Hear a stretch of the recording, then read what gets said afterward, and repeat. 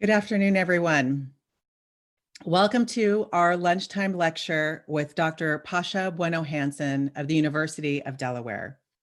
My name is Silvana Falcon, and I am the director of the Research Center for the Americas and an associate professor in Latin American and Latino Studies here at UC Santa Cruz. I hope you enjoyed hearing some of the Andean flute music at the beginning of our program, a beautiful sound for many of us with a connection to Peru and the Andes that we find both comforting and healing. As we begin, I would like to share a few details about the event today. We are using a webinar tool, so there is no chat function. Dr. Bueno-Hansen will have an opportunity to answer your questions at the end of the lecture. And we invite you to submit your questions into the Q&A box at any time, and they will be queued up for our speaker. Closed captioning is also available in our event. And if you go to the box below on your screen next to the Q&A, you can activate this option. And today's event is also being recorded. This event is co-presented with the Research Center for the Americas and the Humanities Institute here at UC Santa Cruz. We would like to thank our campus co-sponsors, the Institute for Social Transformation, and the Office of Diversity, Equity, and Inclusion. We appreciate your support in making this event accessible and inclusive. We also want to thank Special Events Office at University Relations for their technical and logistical support. Before I introduce Dr. Gabriela Arredondo, Chair of the Latin American and Latino Studies Department, who will do the formal introduction of our speaker, I would like to acknowledge that the people of Peru have experienced a very challenging past several days that started with a legislative coup on November 9th. Devastated by the COVID-19 pandemic, the Peruvian people put on their masks and protested in the streets in response to the most recent power grab, and they were met predictably with violence and repression by the state. Given the trajectory of Dr. Bueno-Hansen's research on Peru, it feels important to acknowledge the Peruvian people are responding to a democratic crisis created and exacerbated by a corrupt political system that harms more than it represents and that relies on repression rather than hope. Dr. Bueno-Hansen's most recent research on resistance includes and goes beyond Peru, and it feels particularly fitting to hear about this work today at a time in which many of us are seeking an authoritarian-free future. Thank you so much for being with us this afternoon, and now it is my great pleasure to introduce Dr. Gabriela Arredondo of the Latin American and Latino Studies Department.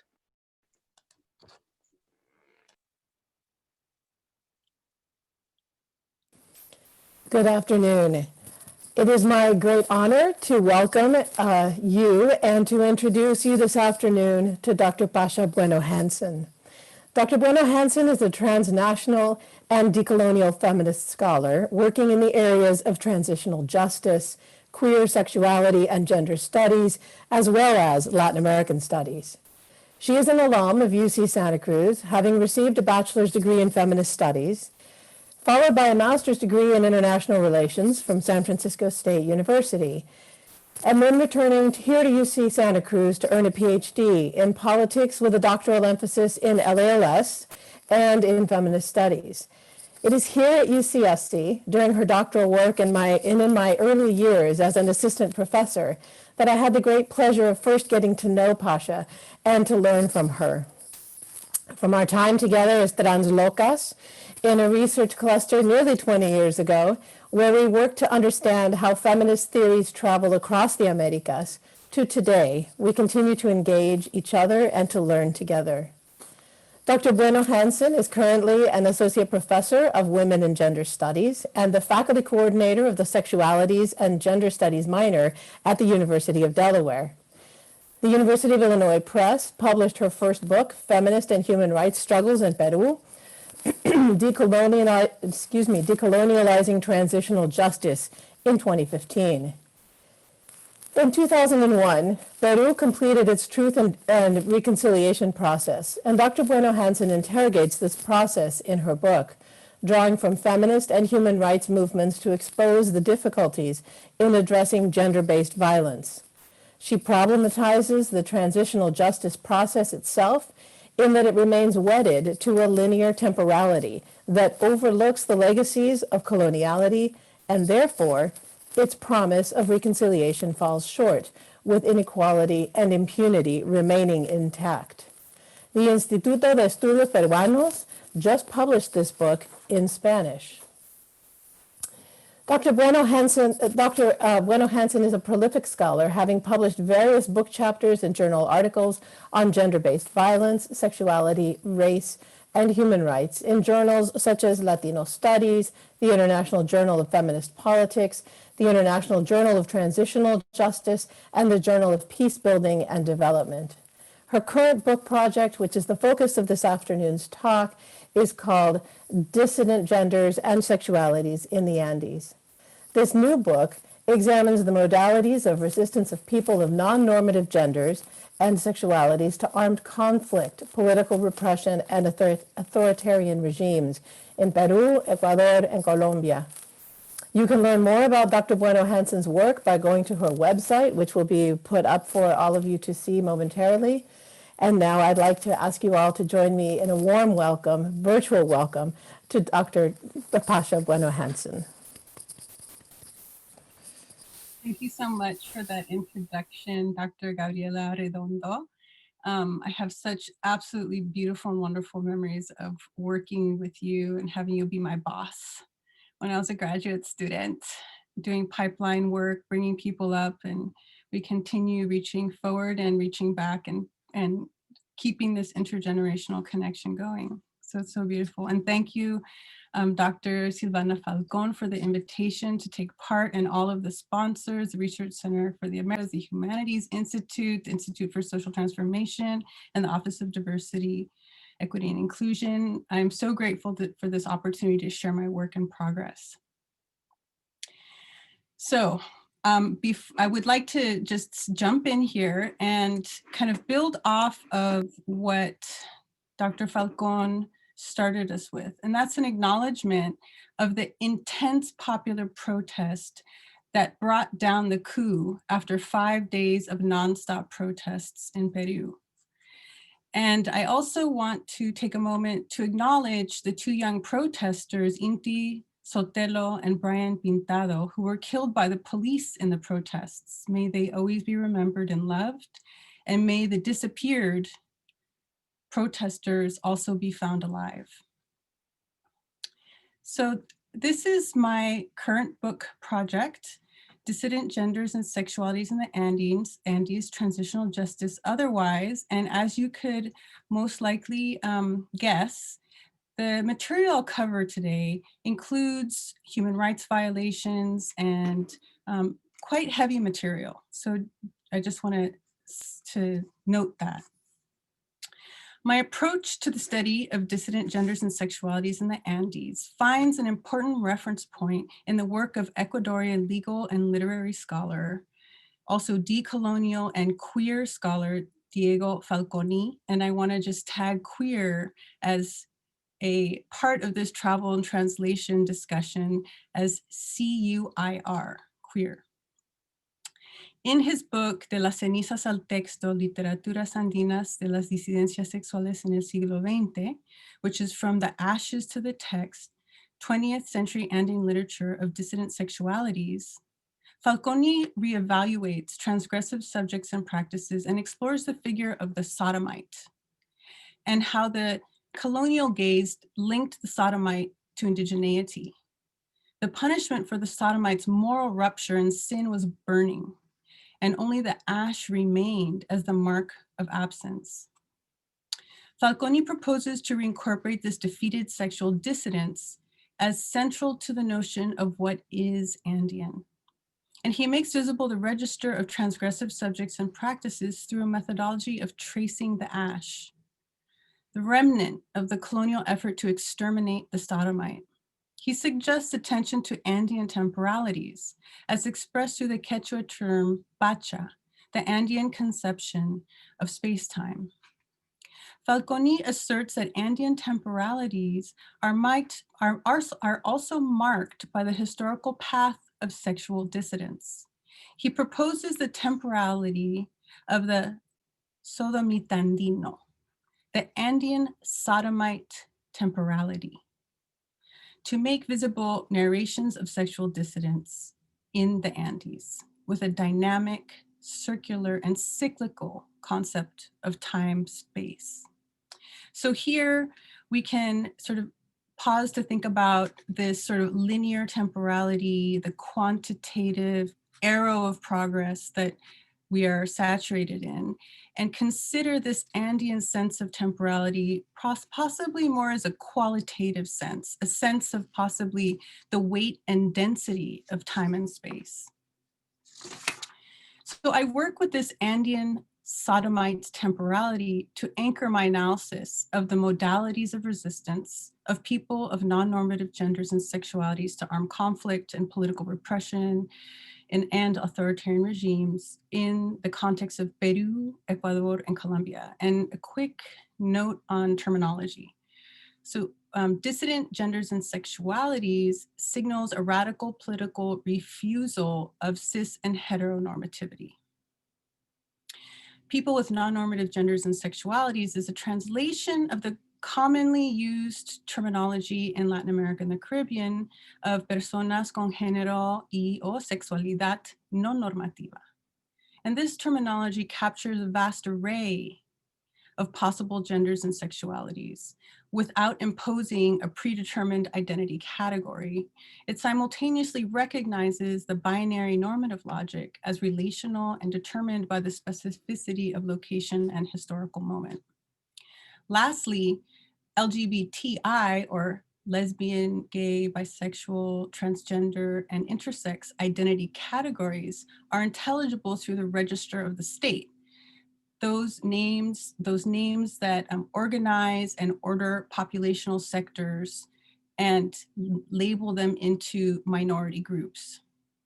These categories do not always fit all contexts, especially rural, indigenous, and Afro-descendant communities. So coming back to this title, I move now to that second part, transitional justice otherwise. So the goals of transitional justice are to redress abuses and dispense justice, facilitate truth and reconciliation, and restore rule of law and democracy for countries that have suffered mass human rights violations under political repression during armed conflict and or authoritarian regimes. And in this transitional justice context, harms sustained by people of non-normative genders and sexualities are marginal, if not completely unintelligible, through the state transitional justice mechanisms that are based on international human rights law.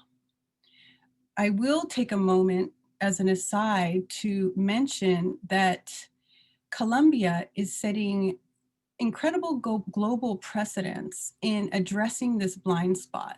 So, for example, Colombia Diversa just put out this book, Orders of Prejudice, Systematic Crimes Committed Against LGBT People in the Colombian Armed Conflict. And this is a civil society-based work that is really pushing forth and intervening in the limitations of international human rights law to be able to make visible crimes based on prejudice. So besides demands for rights, demanding reparations and justice through identity categories such as LGBT, through things such as victim status and participatory channels offered by the state, today my presentation will bring our attention to community-based creative and artistic initiatives that focus on the individual and collective body, construct collective memory and alternative narratives and images, and claim public space. Therefore, transitional justice otherwise makes reference to registers of struggle that are not typically considered in dominant transitional justice frameworks of analysis, that are typically based on nation state law and victimhood. Thereby, in my work, I am shifting the locus of enunciation in an act of epistemological divestment from the nation state. Yet, I am following the lead of the activists that I have been in dialogue with. And I want to mark this epistemological divestment does not abandon the strategic gains made possible through these very practical engagements, such as the work of Colombia Diversa.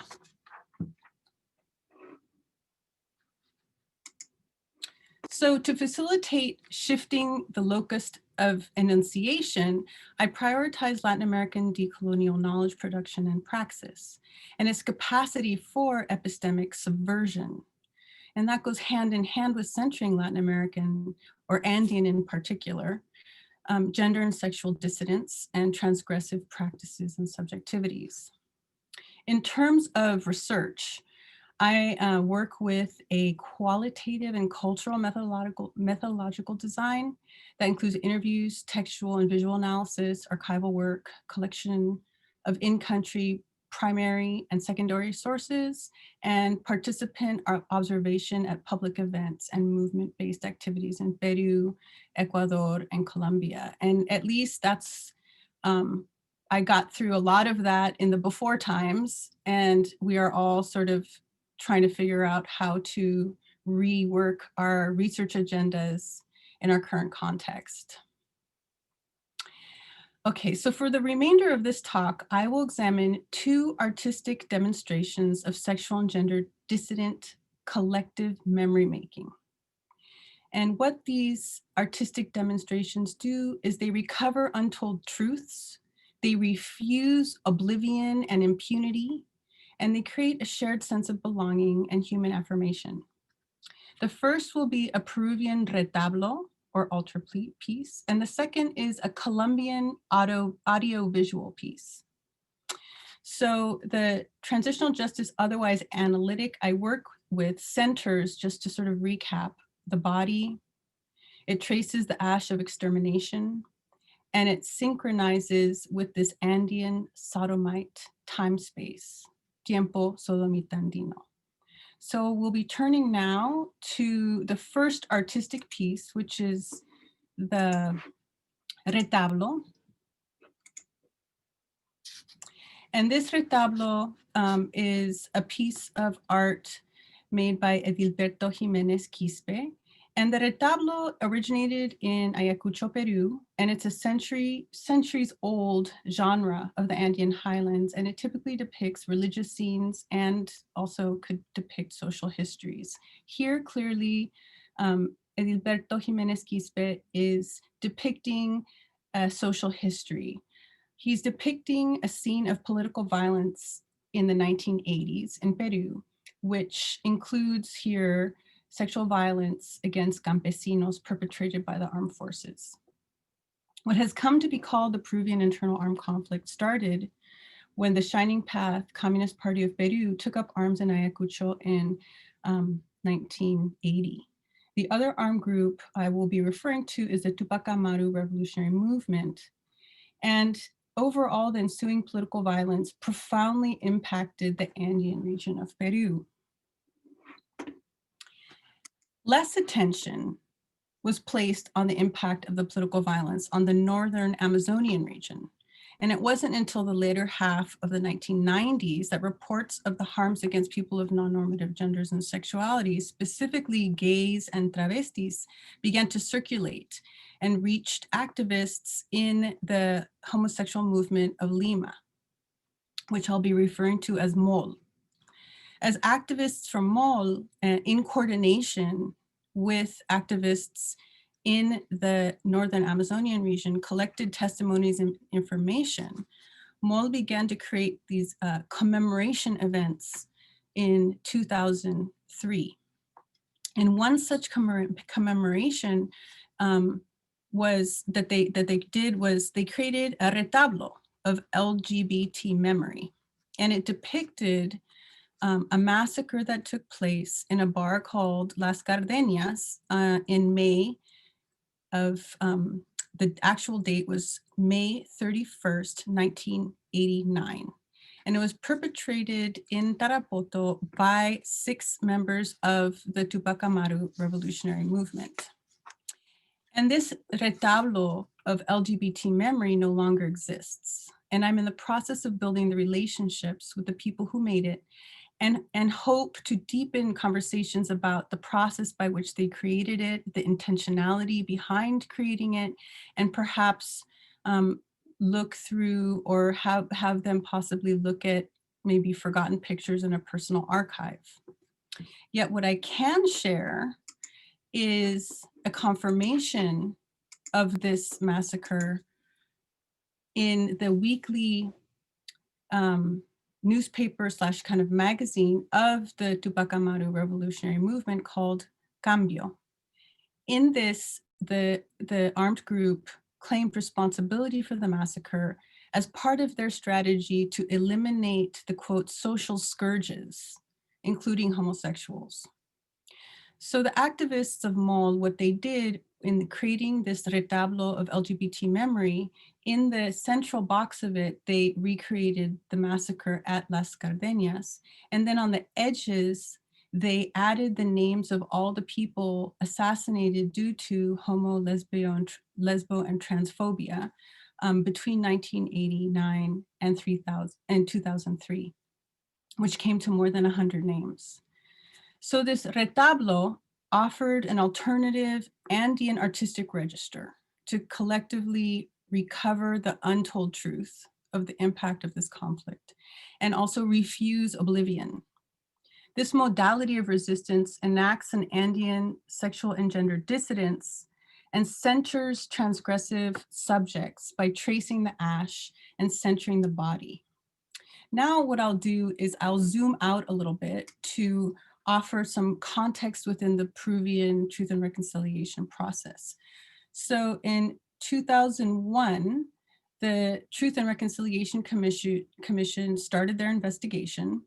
And here in the bottom, you can see reflexionar sobre el pasado, construir el futuro. So this is very much this sort of arrow of linear temporality, reflect on the past to construct the future. And in the bottom, you'll see the then President Toledo holding up one of the 8 volumes of the final report.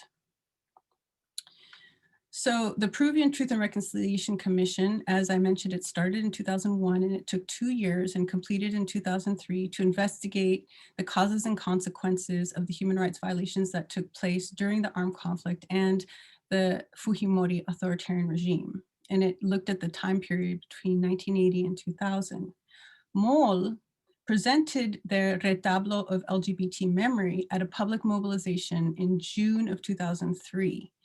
And by chance, several of the commission staff and one commissioner, they were at that public mobilization and they viewed the retablo and they were stunned and they requested information from the activists since they were in the final stages of completing the final report. They thought, well, we can get something of this in, right?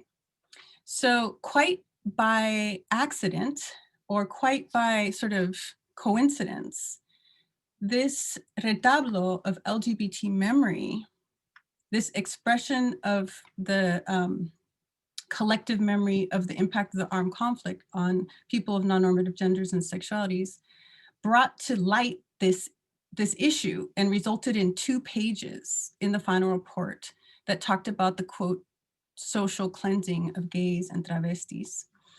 And it identified this massacre at Las Gardenias as an emblematic case, and it identified the perpetrators as the Tupac Amaru revolutionary movement. So to give this a little more depth of analysis, I weave in the work of Peruvian travesti philosopher, artist, activist, researcher, and curator, Giuseppe Campuzano, who offers a decolonial retelling of Peruvian history from the entry point of travestismo, or transvestism. So Campuzano participated in this aforementioned commemoration process in the activities that took place in 2003. And although I don't have the record of him specifically participating in the retablo itself, there were many other activities that took place in 2003 around making these issues visible. He was also working on his project Museo Travesti del Perú, and he began showing that in 2004. And he states that it was born of the need to break with heteronormativity and narrate a history that offers another ontological reference point, grounded in pre-colonial and autochthonous gender fluidity. According to Campuzano, the concept of travesti comes from the colonial fixation with the gender binary and the need to find a label for those that cross gender, cross sex, and cross dress. More recently, travesti activists have reclaimed the term, and it's in the sense of duality as power. And the Museo Travesti de Perú was a traveling exhibit that celebrated the pre-contact and contemporary travesti culture through a critical reordering of Peruvian visual references. So while the final report offers a mention of human rights violations against people of non-normative sexualities, Campuzano asserts that it doesn't even begin to equalize centuries of abuse. And through his work, Campuzano subverts the linear conception of history by positioning el travesti as a bridge between times and spaces in which a legacy of mediators, shamans, gods, virgins, and saints can find each other again, recuperating their relationality with contemporary travesti beauticians, therapists, and witches, as he says. And that relationality has been severed by linear and colonial disassociations of time and space. Campuzano's work dovetails with that of Falconi in centering the body, tracing the ash of extermination, and synchronizing with the Andean sodomite time space, the tiempo sodomitandino. And that's very just absolutely exemplified through his conception of el travesti as bridge between times and spaces, between life and death. This retablo, coming back to the retablo of LGBT memory, is part of this larger body of Peruvian cultural production and theorizing that expresses alternative visions deeply rooted in Andean sexual and gender dissidence. Now I will shift to the second artistic demonstration of sexual and gender dissidence, which takes us to Colombia.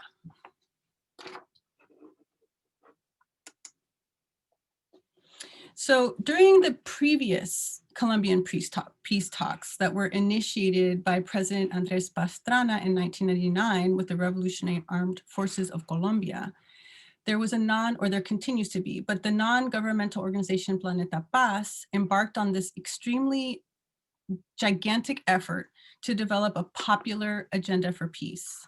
And the director of Planeta Paz was very sensitized to the struggles of his lesbian sister. And therefore, he made an effort to invite people of non-normative genders and sexualities to take part in this process.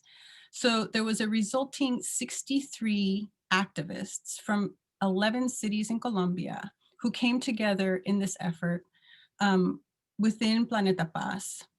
And it marked the first time a self-identified LGBT populational sector asserted its presence at a national level.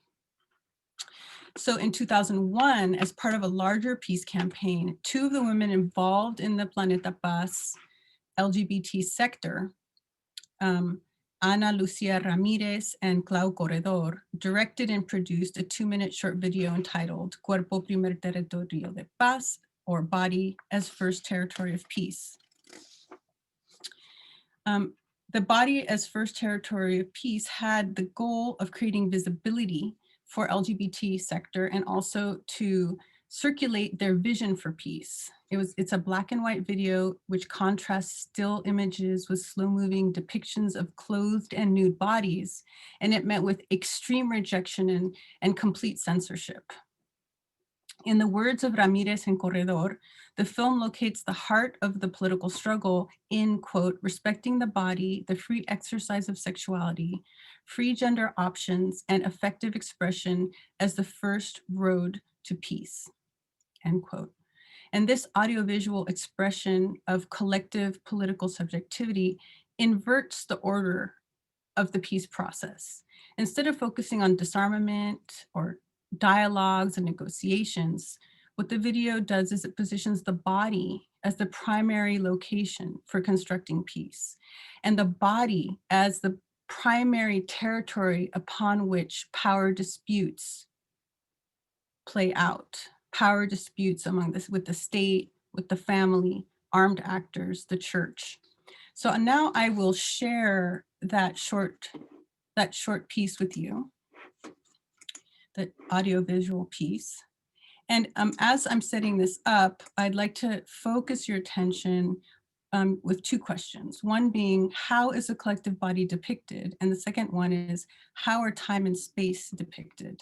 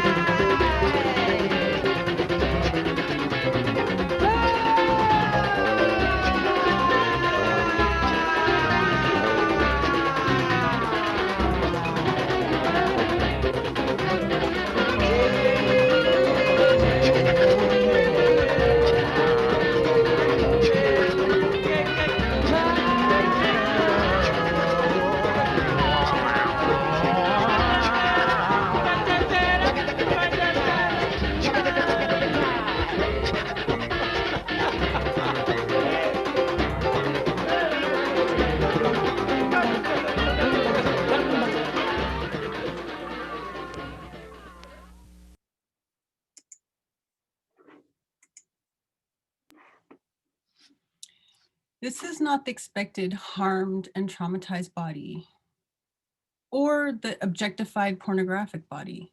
Rather, the audiovisual piece situates the collective body as communicative, offering a narrative of collective memory to fill a void of visual representation. The video's critical intervention in colonial modern logics of cis and heteronormativity is accomplished through expressions of androgynous affect, including tenderness, care, vulnerability, comfort, bonding, and sensual connection. Close-ups and ultra close-ups of body parts and entangled bodies frustrate the cis and heteronormative gaze that desires resolution through a reassertion of the gender binary. Most of the bodies are indiscernible and therefore cause dissonance, much like the soundtrack. The tight shots have no definable background location or referent, gesturing to the lack of access or claim to public space, location, or land.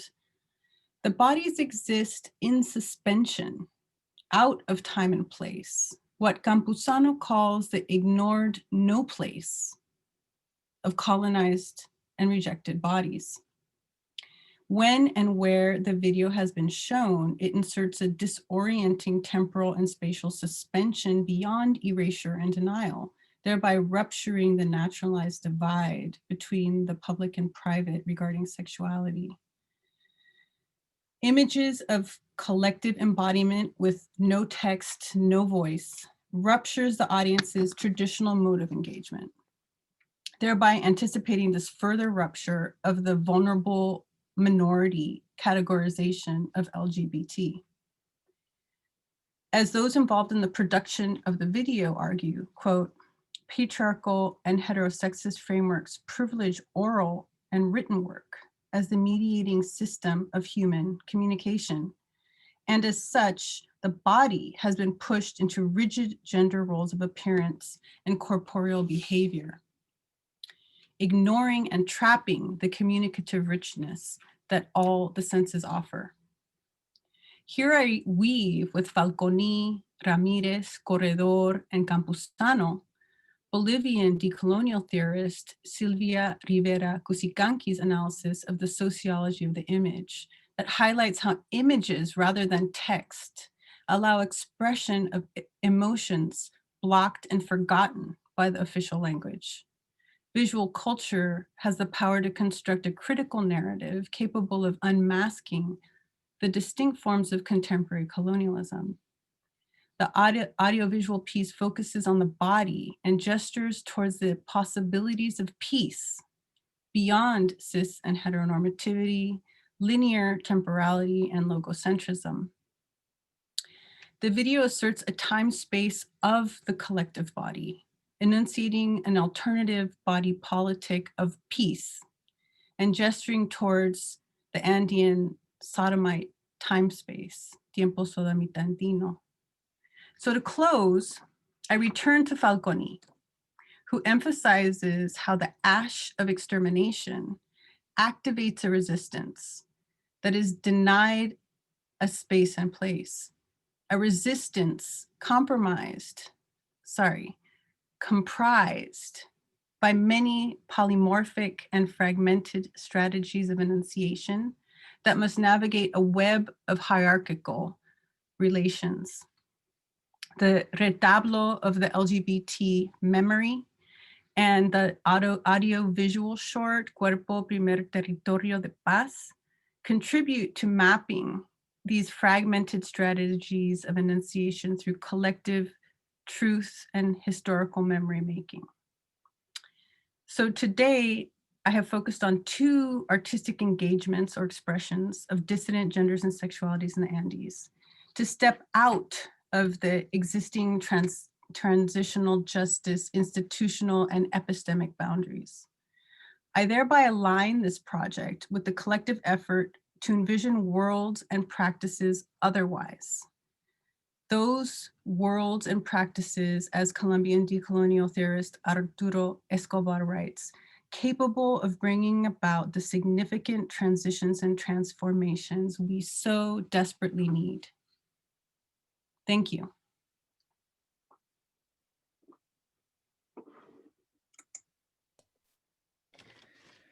Thank you, Dr. Bueno-Hansen, for that very provocative and very engaging talk. I learned a lot, and I'm very excited to have and participate in this Q&A with you.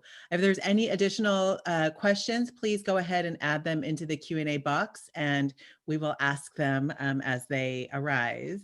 The first question, I'm going to defer to an audience question. It comes from Casey.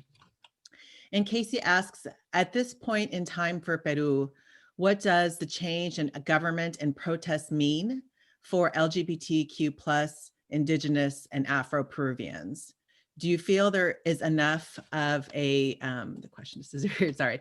Do you feel there is enough push for actual radical and transformative change for the most marginalized in Peru? The question just disappeared on me, by the way. Okay, well, it's all right. I would say that from how I'm following this, and my entry point in following this is definitely LGBTQ folks and feminists there is an enormous amount of hope and determination. And I think the fact that Rocio Silva Santisteban held that critical hours-long presidency to shepherd this absolutely fragile and embattled democracy into its interim president is absolutely significant. She's from Cajamarca. She's been putting her body on the line with all of the other campesinas fighting for defending land and water and human rights. I think also Mirta Chavez being placed as the head of the Senate. She was the attorney for, Maxima. I mean, there's an incredible amount of hope, but there's also, and there's an incredible amount of strength in the Gen Z folks saying, you're trying to do something with the wrong generation here. We're not going to take it, So I think that there's an enormous uprising from the bottom, from the younger people saying, we got to put on our masks. We got to do everything we can. We're learning strategies to disarm tear gas canisters from our Chilean counterparts who were teaching us how to do this stuff. We are not backing down. So I believe in that. There's nothing left to lose, right? I don't see that people are willing to put up with any more of it. It's too obvious, it's too transparent. So I would say I personally am very hopeful. Of course, all of the corrupt politicians are going to continue to do all their little corrupt, dirty games. We know about that here, right? So at the same time, you don't go to your knees. And that's been one of the biggest statements coming out of Peru is like, siempre de pie, nunca de rodillas, always on our feet, never on our knees. And I think it's just, comes back to this deep resistance, this deep resistance that echoes throughout my presentation. For those of you who don't know, Maxima Acuña is one of the most well-known activists, and her lawyer is now taking this prominent role. So it's a very significant move. And you're really talking about the sort of courage of the post-memory generation, right? This generation of young people in Peru who have now reached, not unlike our I guess cousins, primos, even though there's tension in the family sometimes with Chile, that they also, set a new precedent. And now you see calls for a new constitution, which I think I wouldn't have imagined a year ago being so much on the forefront. So it is a very significant moment, I think. And so our eyes we're all watching with eagerness to see how this unfolds. Oscar has a question for you about Peru's relationship to homophobia and more broadly culturally. So Oscar asks, does Peru have a more homophobic culture than other Latin American countries or more documented acts of hate? Well, I couldn't tell you statistically exactly the numbers in terms of hate crimes. I can say that, Peru is a very homophobic, has a very homophobic roots. And I personally think that there's an impact of being the viceroyal capital. The fact that the viceroyal capital is Lima, my sense, and this is just something that I've talked sort of in passing with many people. It's not like I have, factual evidence, but I think there's a depth of, there's a profound level of oppression that comes with being in the seat of the colonial power that Lima in particular has to contend with and that Peru has to contend with. This question comes from Amanda, who wanted me to let you know how much she enjoyed your lecture. She's curious about the suggestion that gender binarism is a colonial imposition in the Andes, where complementary binaries are fundamental to Andean cosmovisions. Can you speak to how dissident genders work within Andean complementarity, for example, the concept of Guarmani? And I'm sure I'm not pronouncing that correctly, but I'm putting it here in the chat so you can see. You know, this is sort of my learning edge, is how to negotiate these pieces. And I'll just say that what's been extremely helpful for me in thinking this through has been feminist, indigenous, communitarian, territorial work. And in particular, the work of Lorena Cabnal. And, you know, she's based out of Guatemala. And her Red de Sanadoras, I mean, the work that they do, I feel, is really powerful in thinking about how there's a entronco del patriarcado, right? This idea that there's the colonial patriarchy, but her claim is that there's also an originary patriarchy, right? And that there's a way in which the colonial patriarchy maps itself and has all these kind of tratos and negotiations into and works with the originary patriarchy to then, of course, have its impact on indigenous women, right? So I think that there's a way in which there's a struggle to acknowledge and respect and maintain the best of the complementarity and duality cosmovision, which I absolutely respect and honor. But then there's also a need to pull apart with great care how these mappings happen, right? And how they impact. So I guess all I can say about this is that I'm very careful and delicate to honor the different entry points. And I have some other pieces in the pipeline that I'm collaborating with some folks in Colombia on that get at this intricacy. And I know that it's just so many feminists have just bashed complementarity, right? And that's not the angle that I'm going to take.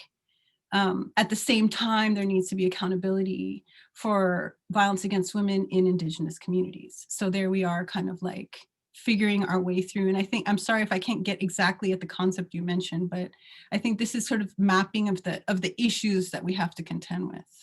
Yeah, the real tensions that you're talking about there that need to be contended with. This question comes from Juan Poblete. Hola, Pascha. How does queer as different from queer connect with the decolonial epistemological and political gesture of inscription into a different time/landscape for social struggles in Latin America? Oh, Juan, thank you so much. And by the way, shout out to Juan. I think I took his first grad seminar in Latin American Latino Studies to get my parenthetical notation. And I am so glad you asked this question because I really wanted to get into it. And queer, this is, we're riffing off of Falconi, C-U-I-R. Of course, first we have to acknowledge how queer, Q-U-E-E-R, travels and translates, right? And in other pieces I've written about those difficulties and sort of challenges in that translation. But what I particularly like about queer, C-U-I-R, thinking about how Falconi enters into this discussion, is that he plays with the idea of cuy, C-U-Y, which is the cuy, which is the Andean animal, which is, in English, it's the guinea pig, right? So in the United States, for example, we think of guinea pig as a pet, right? But the cuy, it has so much, it just sort of takes the idea of queer and it does that kind of reinscription, and it places this sort of Andean sexual and gender dissidence within a whole different set of time-space reference. And the cuy as being sort of both a sort of a symbol of death and also extremely reproductive, let's just say, as a very important source of protein. I mean, I'll just say, like, the stories my mom tells me of growing up in Cusco, of the kitchen having this sort of, what would you call it, sort of dugout space around the edges of the kitchen with mats, wooden plates with mats on top to sleep on. And in those dugout edges around the edges of the kitchen was hay and cuis, right? So the cuis were kept in the kitchen, and they would be making their little beep sounds, and she would tell me about the warmth and the beauty of the cuy, and then also that it was a sustainable, excellent source of protein, right? And that there would be the process of like taking them out and cleaning and so forth. And so there's like this source of sustenance, and then also how they're eaten. They're impaled from the anus through the mouth.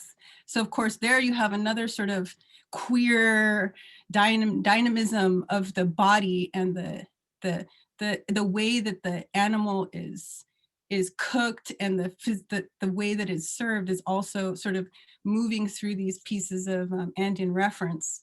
So all of this gets wrapped into the queer, right? With all of these references of death that sort of echo this issue of extermination, of reproductive sort of promiscuity, of all these pieces kind of come together in a way that I find particularly fascinating and useful.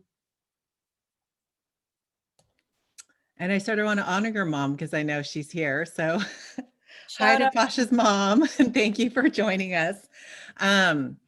This next question comes from Alvaro. Alvaro says, I noticed that Campuzano has provocative images of himself as the Virgin Mary. There are fascinating parallels to Brazil, where transvesti activists also appropriate religious imagery to critique religious transphobia. Can you say more about the activism of dissident genders and sexualities in the countries you study, how it positions themselves in relationship to Christianity? And I think, we can connect that obviously to, Catholicism, evangelicals, and all that kind of religious presence in these countries. Yeah, I think that, this is about this sort of subversion, right? The taking these absolutely honored, iconic images that, for example, circulate in Peru, because I'll speak of Peru because of Campuzano being in Peru, obviously also in Brazil and other places, and taking that sort of apex of sacred heteronormativity, that is untouchable, the Virgin. And then, as the slide I showed, to take on that imagery and to completely subvert it, it's a sort of this very sort of absolutely shocking resignification that forces a complete sort of reframing of the meaning of that icon, right? And I think that, that is such a powerful, such a powerful artistic intervention that he makes. And to be honest, I can't say that the other examples that I work with are doing it in the same way. I really feel like the work that Campuzano does is quite powerfully unique in the depth of intention that he puts on it. Now, it doesn't mean that it doesn't exist, that kind of work doesn't exist in other spaces in Latin America. It just means that the work that I'm looking at in this project, the scope of what I'm looking at, Campuzano is particularly powerful in his intervention in those frameworks. Thank you. From Melissa, can you please elaborate further about the possibilities that open up by thinking about other non-linear temporalities in relationship to peace or peacemaking processes?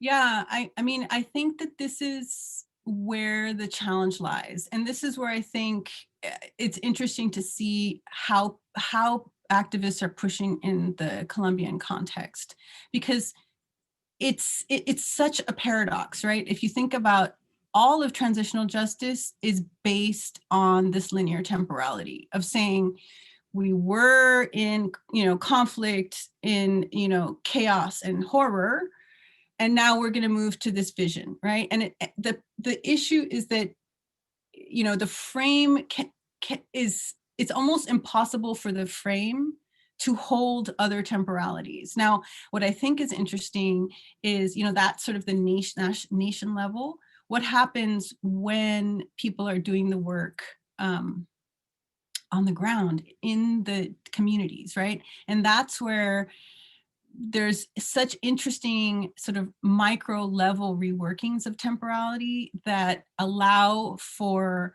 expressions of lived experience, collective experience.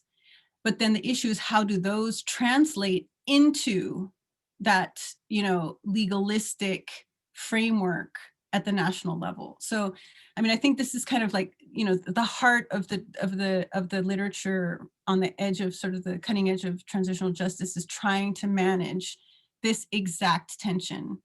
But the examples are just endless if you look at the community level responses and the engagements. And one in particular I think is really exciting and fascinating is the Plataforma LGTB por la Paz in Colombia, like the kinds of work they've done regionally in doing collective memory building processes with LGBT communities.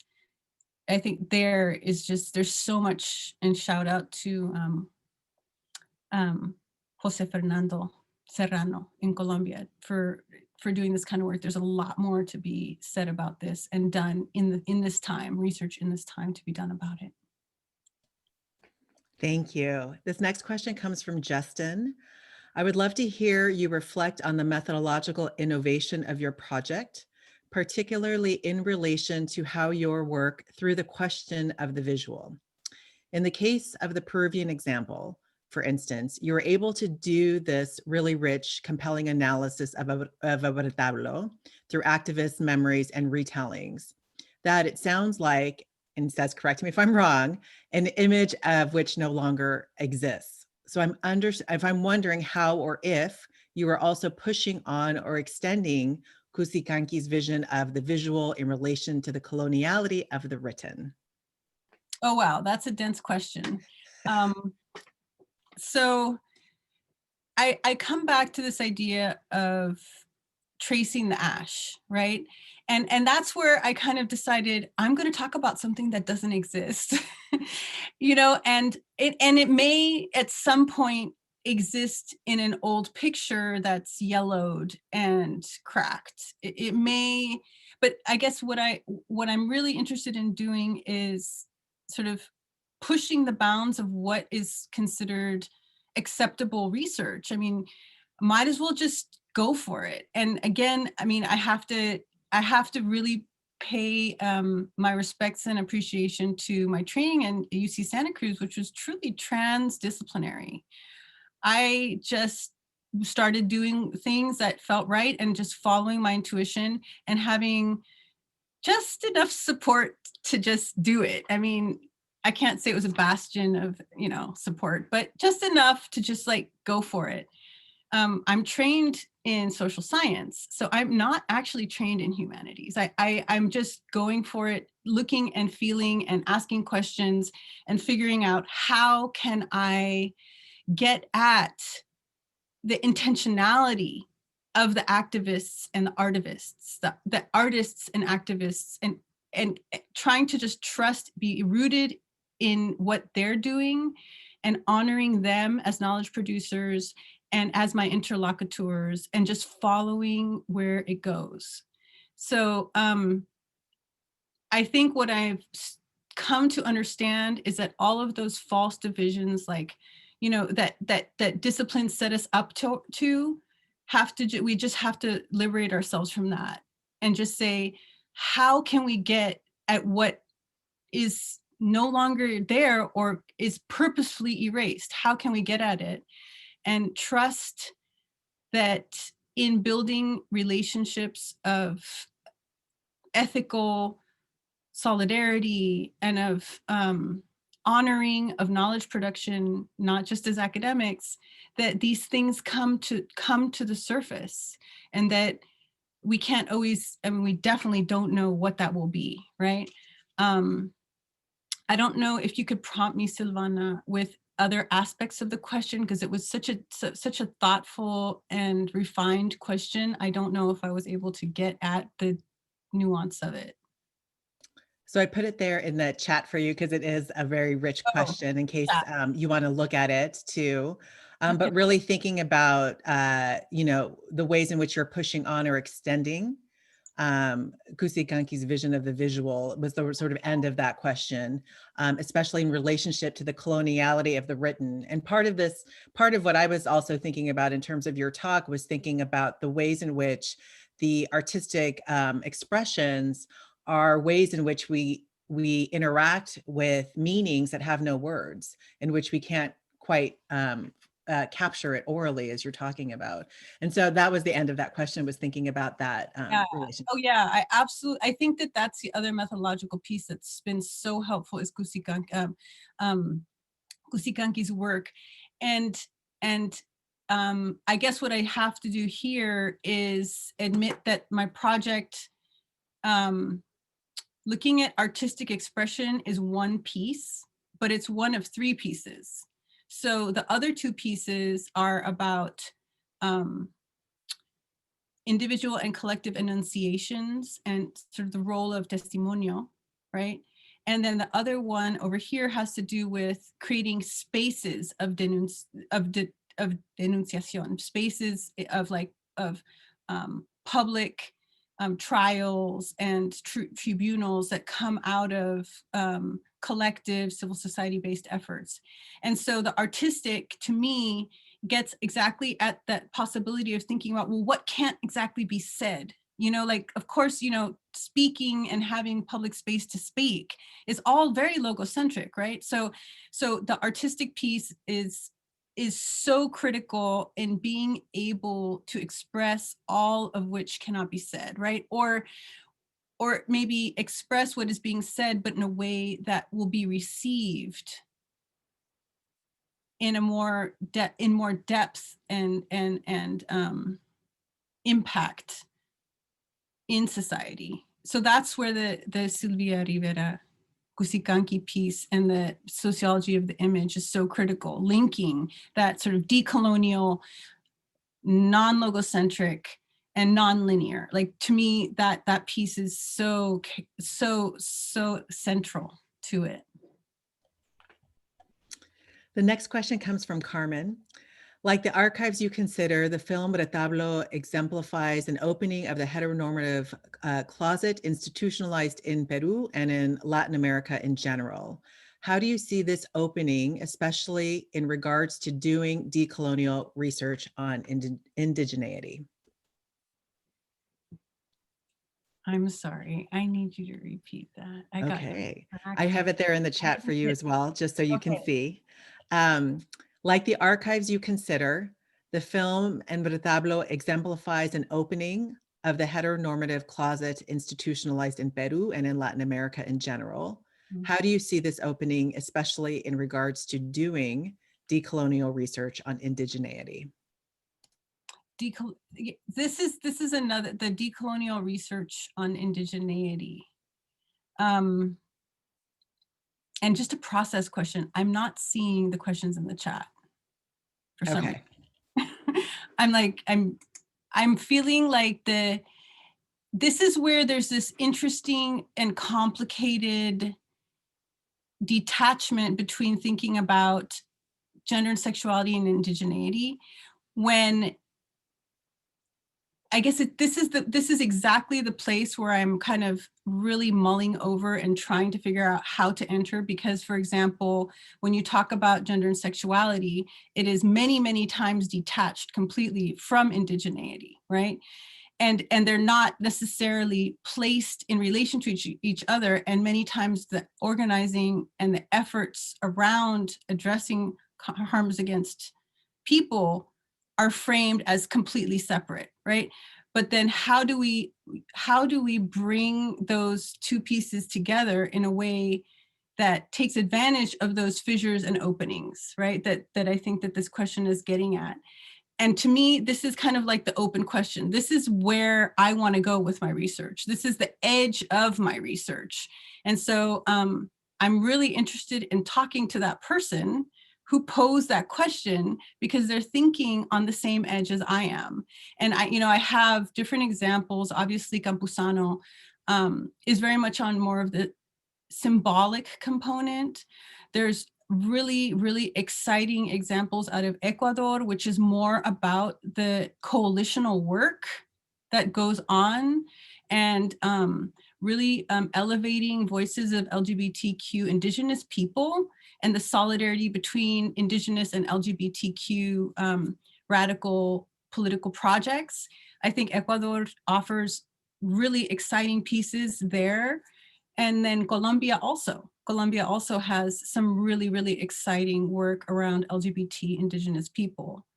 But I can only say that it's like a conversation that I need interlocutors.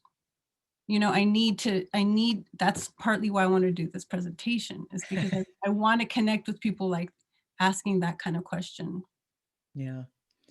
This question comes from Jasmine, who would like you to elaborate, if you can, even further between the differences between the terms queer, C-U-I-R, and queer. So if you could disentangle that a little bit more, is what Jasmine is asking you to do.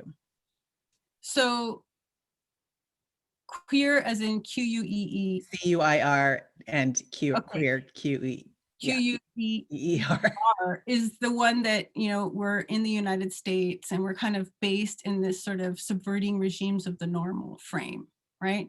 And so what we're getting at here is how do concepts travel and translate across the globe, right? And so if we're sort of understanding in our context this idea of queer theory, queer radical politics, what happens when people start picking up that language, and in particular in Latin America, start using it to theorize, right? And what happens is that it doesn't map on very easily. Maybe some theorists pick it up and feel like it's very useful, but then there becomes this tension between what the theorists in Latin America who pick it up and might, have studied here and there and such, how that relates to the organizing that's going on in that same place, right? And the people organizing might or might not feel like Q-U-E-E-R fits, right? And many times there's been sort of, lots of tensions and frustrations with that terminology, saying, that's a Northern imposition. We need our own language. We don't want to take on those kinds of things. And so I think that what's going on here is that there's, a circle of people, including Falconi and many others, who are forwarding this sort of alternative academic vision of taking the term queer, Q-U-E-E-R, and translating it into and adapting it to an Andean context, right? So then queer, when you even write it in Spanish, it doesn't work to say Q-U-E, that doesn't pronounce right? So if you were to pronounce, how does it sound? It would come out in writing in Spanish, C-U-I-R. So that's already dissonant for an Anglo speaker. It's like, what's, but then again, you have to think about how these, reverberations happen in travels and translation. So then you have C-U-I-R, right? And then you have theorists in Latin America saying, well, if that's how we would spell it, what are the more rooted ways that we can think about subversion of regimes of the normal and within our frameworks, historical, cultural references? And so that's where my previous answer about the guinea pig, right? That cuy, C-U-Y, is the Quechua word for the guinea pig, right? And so playing with terminology and meanings and reference points, that animal can come to hold an enormous amount of meaning that is similar but not the same as the reference points that circulate in the United States.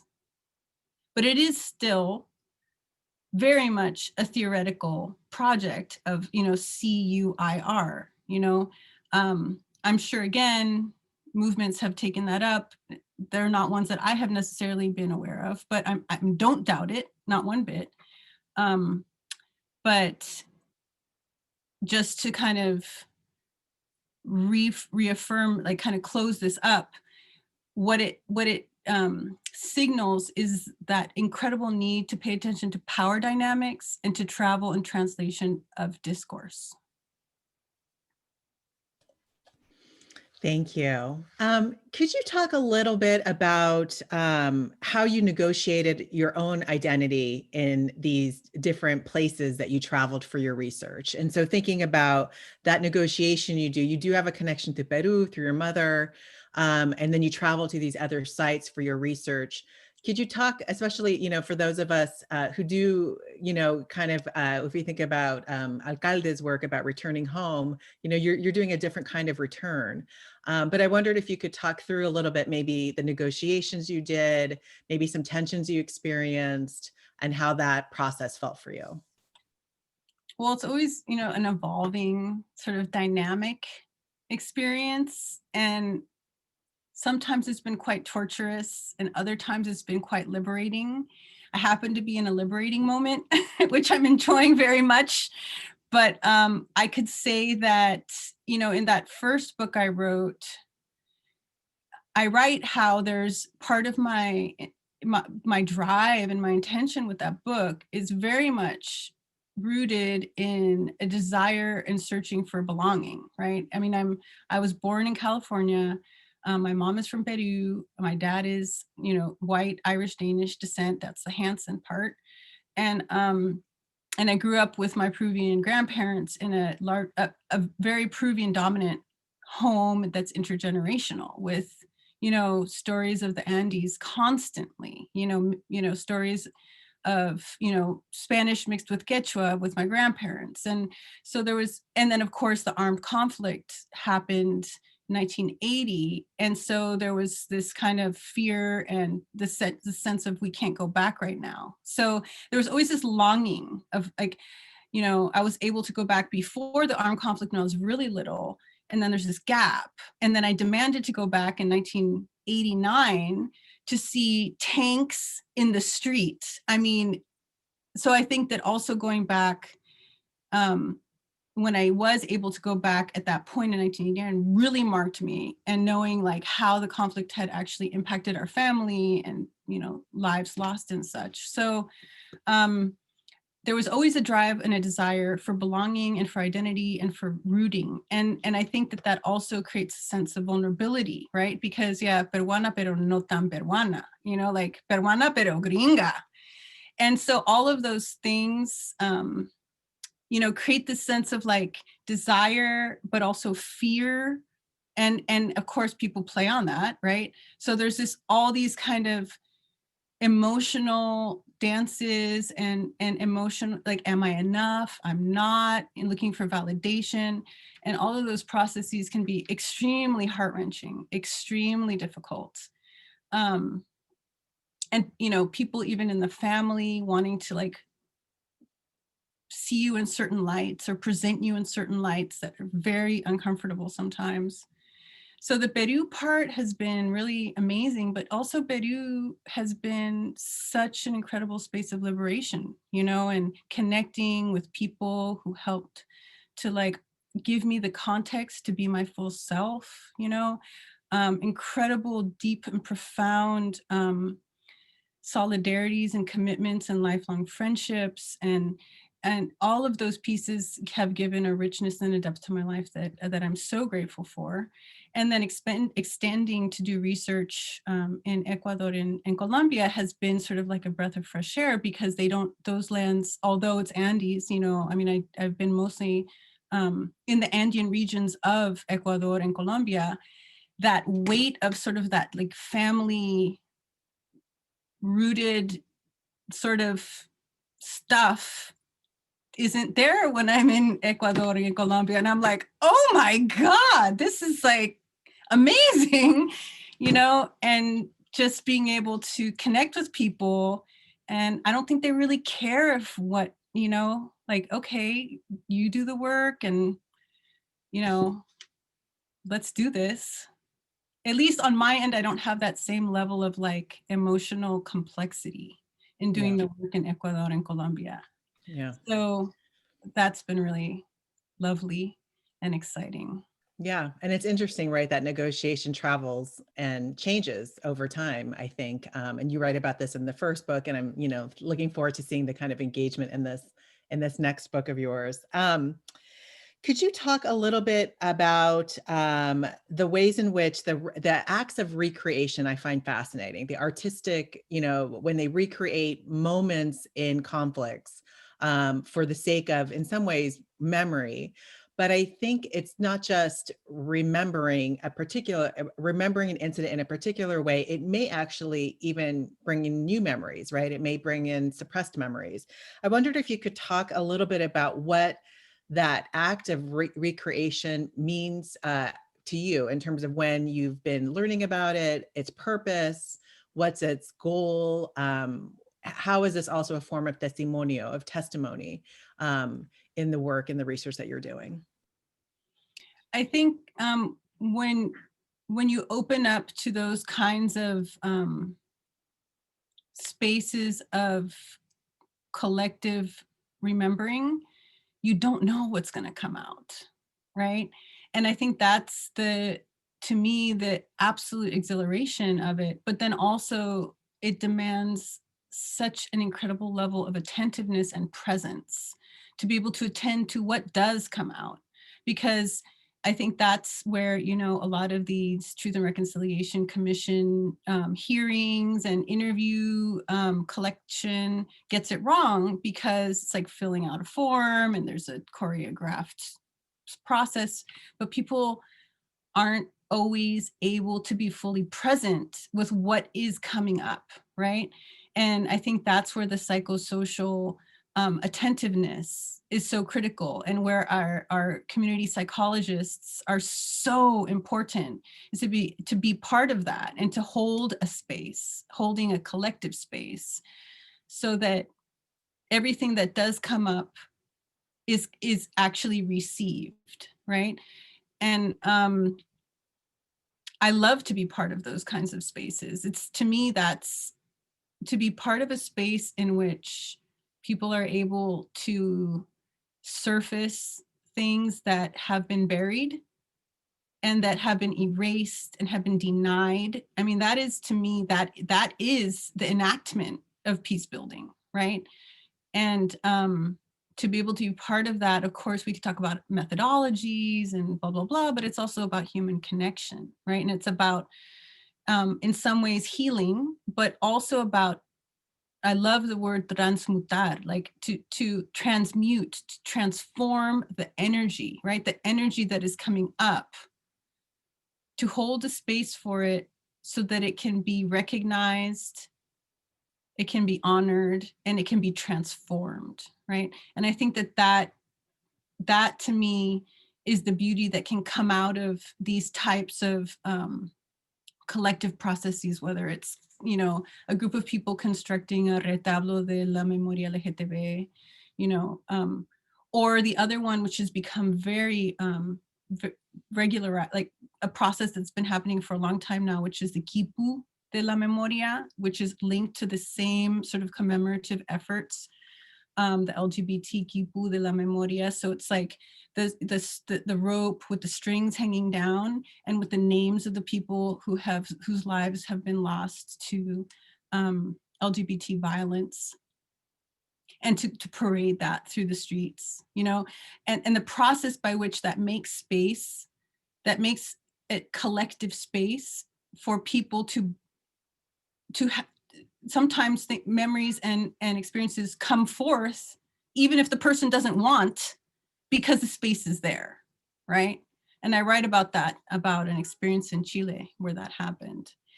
So it's also, I don't know, it's beyond the individual, right? It's about creating the space for the harmonizing of the energy. I guess I'm getting very chi here. So this next question is a bit long, and it's there in the Q&A box so that you can see it as I read it. This comes from Christine. I was struck by the parallel between the representation of the corporal as the first step towards peace, starting with the bodily expression / integrity and its acceptance in political, social arenas, etc., in Colombia, and the struggle in the US for persons with uteruses to achieve bodily integrity and equality around the politicized issue of abortion and providing universal coverage for medical treatment, gender dysphoria in our trans population. The idea that the first step towards peace begins with the body seems so obvious, yet I've never thought of it that way. And clearly the political contexts are different in both countries, but the parallels remain.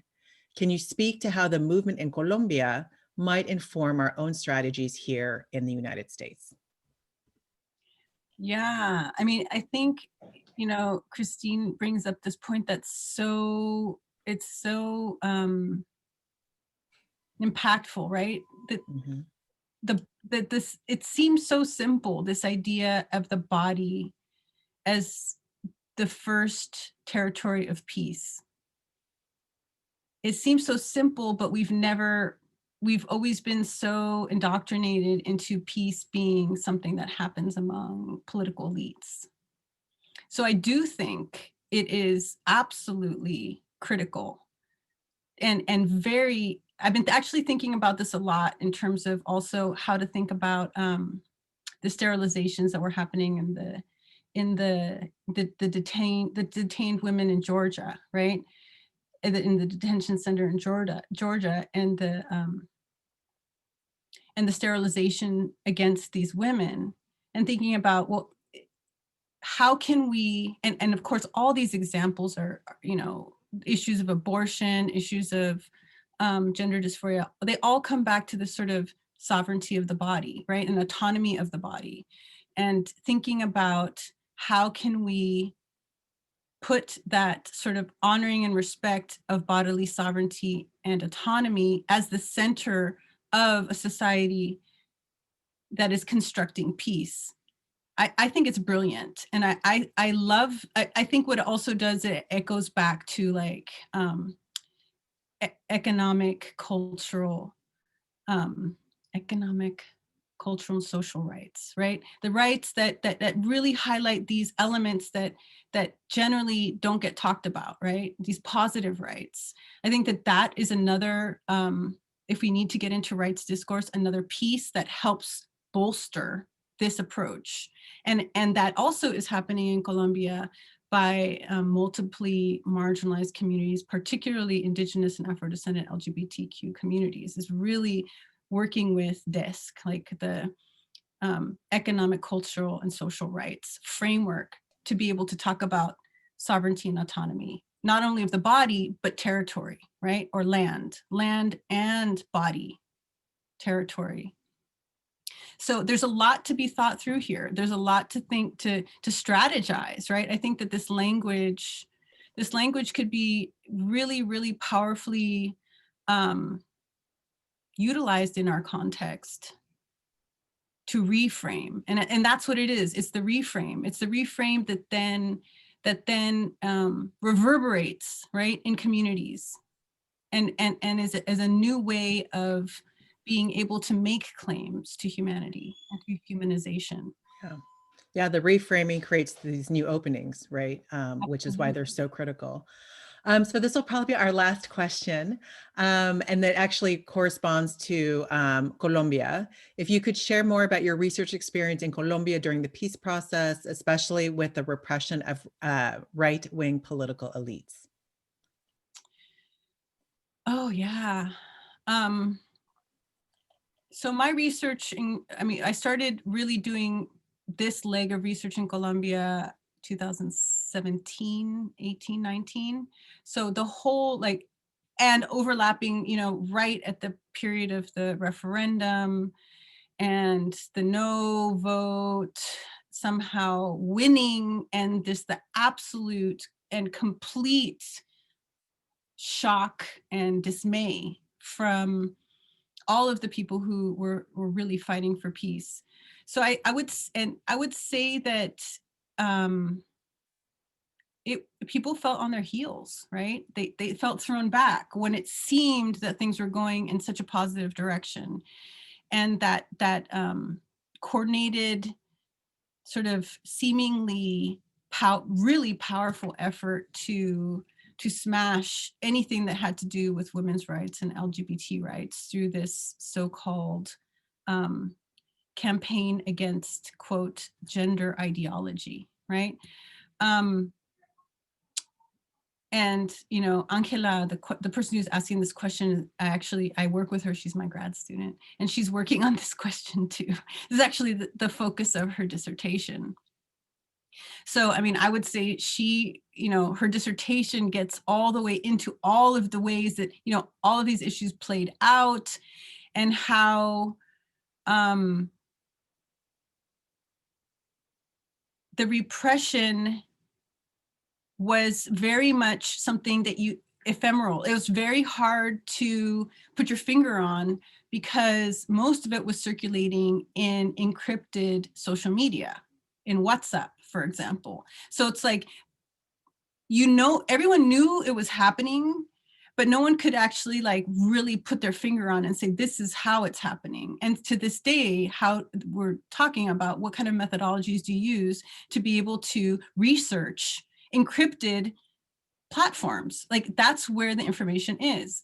I mean, if you're very lucky, like Angela was, that, you know, a right-wing, someone in you know, holding a very, very fundamentalist kind of position allowed her to have access to some of that information, then you know, you're lucky to have a trove of materials to work with, a small archive. But otherwise, it's extremely challenging because, again, it's like, you know, it's there, you can't get your finger on it, they are not going to share it with you. You know, the right-wing religious and political leaders aren't going to say, oh, here's my you know, audio clips and videos that I send in WhatsApp, you know.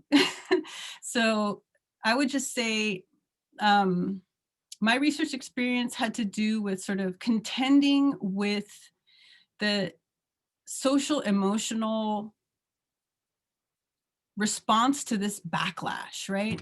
I mean, if you think about where Colombia is, it's had such an incredible growth over 20 years of, you know, rights and defense. And then this backlash has been so intense, and it's been so crushing and such an intense attack that all of these activists are, you know, defending against it, and at the same time trying to keep moving forward while they're being killed, right? So I would just say it's an extremely challenging time.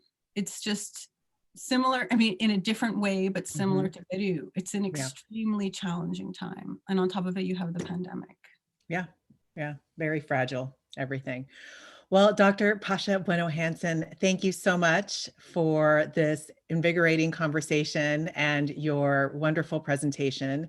Thanks to all of you for joining us this afternoon, and we wish you a peaceful and restful rest of your day. Thank you so much.